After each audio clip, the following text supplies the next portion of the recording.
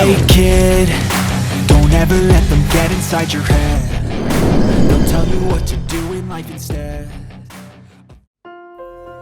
Kali ini kita kembali bahas anime bertema sihir overpower, atau anime di mana karakter utamanya adalah pengguna sihir dengan kekuatan sihir terkuat.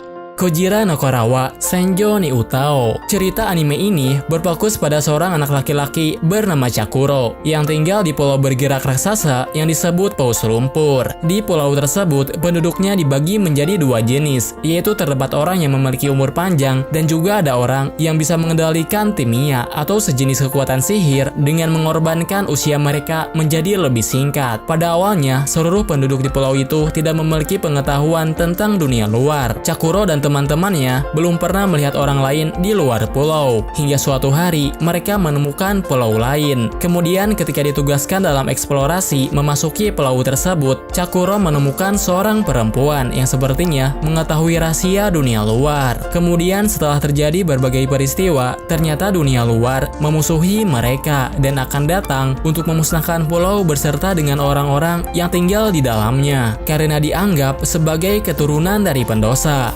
Sebagai orang yang ditakdirkan memiliki kekuatan timia dalam penyerangan pertama, hanya Chakuro dan Oni saja yang melakukan perlawanan. Sedangkan penduduk lain hanya bisa pasrah dan mencari cara untuk melindungi diri sendiri.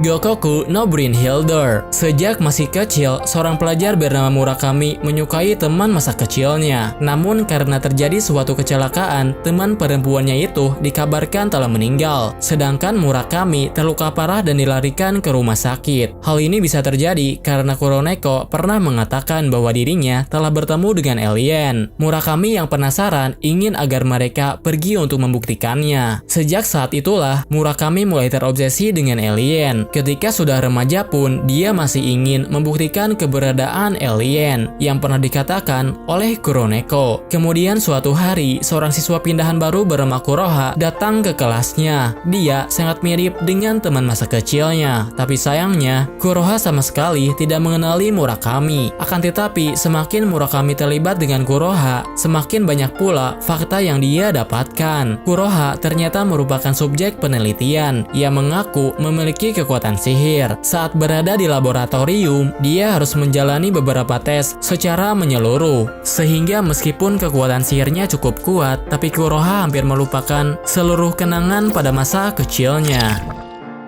Irozuku Sekai no Astakara bercerita tentang keseharian pelajar bernama Hitomi dan Kohaku yang mengirimnya kembali ke masa lalu. Hitomi adalah seorang perempuan yang berasal dari keluarga penyihir. Namun karena suatu alasan dia sangat membenci sihir. Sihir telah menyebabkan dia kehilangan kemampuan untuk melihat warna seiring dengan bertambahnya usia. Akibatnya, dunia yang dia lihat saat remaja hanya sebatas warna hitam dan putih saja. Selain itu, Hitomi juga merasa bahwa sihir telah menjauhkan dirinya dari orang-orang di sekitarnya. Untung saja, neneknya yang bernama Kohaku mempunyai kemampuan sihir yang luar biasa yang memungkinkannya untuk mengirim seseorang ke masa lalu. Kohaku menggunakan sihir waktu kepada Hitomi supaya bisa bertemu dengannya ketika masih bersekolah. Di sana, Hitomi mengalami banyak perubahan. Dia menjadi lebih terbuka dengan orang lain, dan karena seseorang, kebenciannya terhadap sihir juga perlahan mulai berkurang.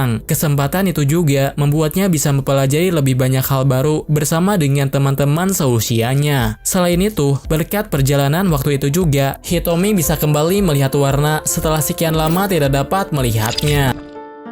Sekai Saiko no Ansatsuha bercerita tentang pembunuh terhebat di bumi yang berinkarnasi ke dunia lain sebagai anak bernama Lugututa. Meskipun terlahir kembali sebagai orang yang berbeda, tapi dia masih mempertahankan keterampilan dan pengetahuan lamanya. Lug juga memiliki keterampilan sihir yang memungkinkannya untuk melakukan berbagai mantra berturut-turut sekaligus, sehingga kekuatan sihir yang dia miliki bisa digunakan secara efisien. Selain itu, berkat pengetahuan yang dia dapatkan di dunia modern, maka dia bisa memaksimalkan potensi kekuatan sihirnya menjadi jauh lebih kuat. Sebagai pembunuh terbaik di kehidupan sebelumnya, keterampilan dia ketika masih muda sudah melampaui ayahnya yang dikenal sebagai pembunuh terhebat dalam sejarah keluarganya. Di setiap pertarungan yang dia lalui, Luke dapat mengalahkan musuhnya dengan sempurna tanpa sedikit pun kegagalan. Namun akan ada saatnya ia berhadapan dengan musuh yang jauh lebih kuat darinya. Meskipun begitu, Luke masih memiliki strategi yang efektif untuk membunuh lawannya tersebut. Bercerita tentang petualangan seorang anak laki-laki bernama Yu. Dalam petualangan pertamanya, dia ditemani oleh gadis kecil bernama Merc yang secara misterius keluar dari botol pemberian ayahnya. Di dunia yang dipenuhi oleh monster, dia menjadi salah satu orang yang disebut sebagai penyembuh, atau sebutan bagi seseorang yang memiliki kekuatan sihir untuk menenangkan hati seekor monster. Namun karena sifatnya yang penakut, maka dia seringkali menghindari permintaan orang-orang yang membutuhkan bantuannya. Ketika berhadapan dengan monster liar, Yu lebih memilih untuk melarikan diri daripada menggunakan sihir yang dia miliki. Hingga suatu ketika, dia mendapati dirinya terjebak dalam kejaran monster liar dan tidak menemukan jalan untuk melarikan diri. Di saat Yu merasa putus asa, Merc pun melemparkan benda yang sebelumnya telah mereka beli. Akibatnya, Yu mempunyai kesempatan untuk mengaktifkan sihir. Hasilnya, ternyata dengan begitu mudah, Yu bisa menjinakkan monster tersebut sehingga para penduduk tidak perlu bertarung menghadapinya.